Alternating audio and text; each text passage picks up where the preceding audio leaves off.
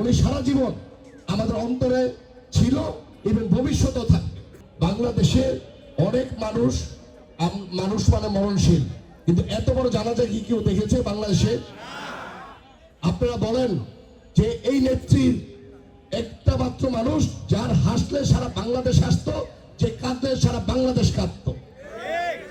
আজকে আমাদের মাঝখান থেকে উনি চলে গেছে, কিন্তু আমরা বলবো যে উনি আসলে কখনো আমাদের মাঝখান থেকে যেতে পারবে না।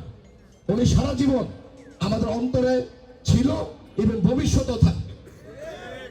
কারণ যেই মাতা এই দেশের জন্য বলেছে যে ওনার বাইরের কোনো ঠিকানা নাই, উনি এই দেশে জন্ম নিয়েছে, এই দেশেই উনি মৃত্যুবরণ করবে।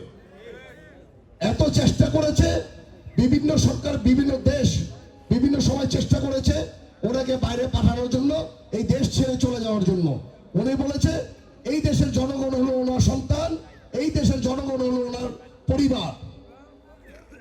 এটা বলে উনি কখনো এই দেশ ছাড়ে নাই, বাংলাদেশের গণতন্ত্রটা উনি ধরে রেখেছে। আজকে ওনার এই সুযোগ্য সন্তান তারেক রহমান সাহেব এই দেশে এসেছে। আশা করি ওনার মাধ্যমে আবার যে 17 বছরে যে গণতন্ত্র আমাদের মাঝখানে ছিল না, ইনশাল্লাহ ওনার মাধ্যমে আবার এই গণতন্ত্রটা ইনশাল্লাহ আমরা ফেরত পাবো।